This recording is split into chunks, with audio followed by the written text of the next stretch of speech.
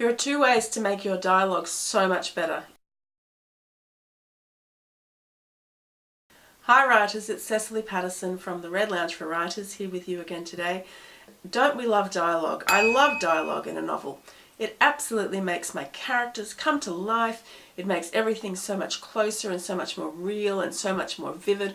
And also it breaks up the page. So instead of seeing an enormous great big page of blank text, dialogue gives you a space for your eyes to go and to pop straight into that page, and it breaks up the story. So I love dialogue, but I really hate it when dialogue is done badly. How is dialogue done badly? Well, first, it can be unbelievably boring.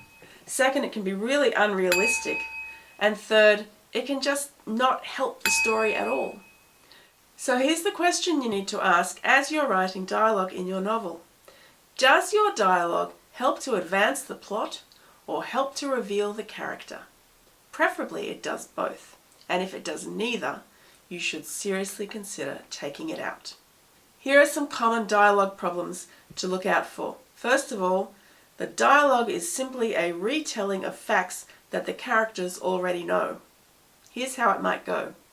Joe says, "I can't believe you aren't unhappy about the way Tom is treating you. I mean, after everything you've been through together and the fact that he married your sister, and you've practically been family for the last 30 years. Sam says, "It has been hard. And although he and my father were very close for the 10 years before Dad died, I still couldn't believe he was left so much money in Dad's will." Joe says, "Half of everything, wasn't it?" And Sam says, "Yes, and as you know, he's now trying to cut me off from getting my share. This is boring, this is yuck, this is terrible." Any time that you have the words "as you know" in dialogue, you should consider getting your red pen and totally getting rid of it. You should not be using your dialogue as a place to dump facts or give backstory. This is not what dialogue is for. Also, you should not be writing in such dreadful full sentences. People don't talk like that. Who says that kind of thing to their friend or their brother-in-law over the kitchen table? It just doesn't happen. Let's answer the 2 questions about dialogue with regard to that conversation. 1, did it advance the plot? Well, no, it didn't. It revealed some backstory. It was an information dump, but it did not keep the plot going forward. There are plenty of other ways you can reveal that information without having to plop it all into some terrible dialogue. Number 2, did it reveal the characters? Well, no, it didn't.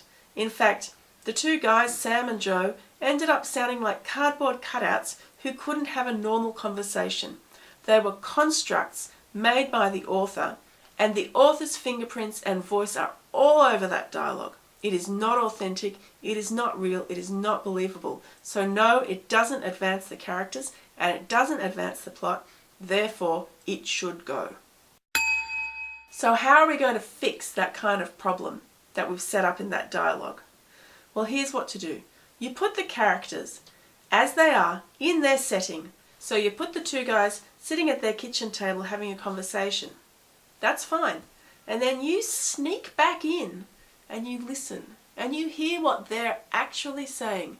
What is Joe, this particular character, saying to Sam, this particular character?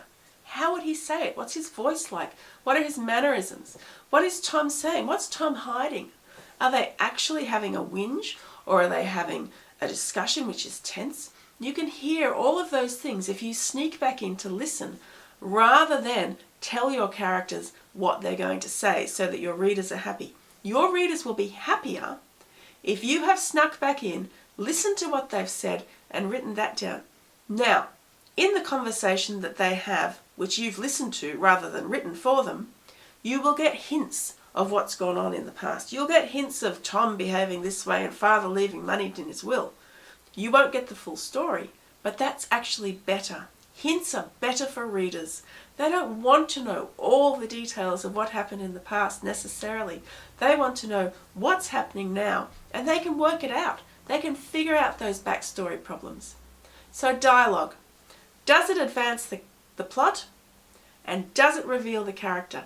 And if it doesn't, no, that dialogue should not be there. I'm Cecily Patterson from the Red Lounge for Writers. Please like and comment and tell me what's the worst dialogue you've ever written or you've ever read.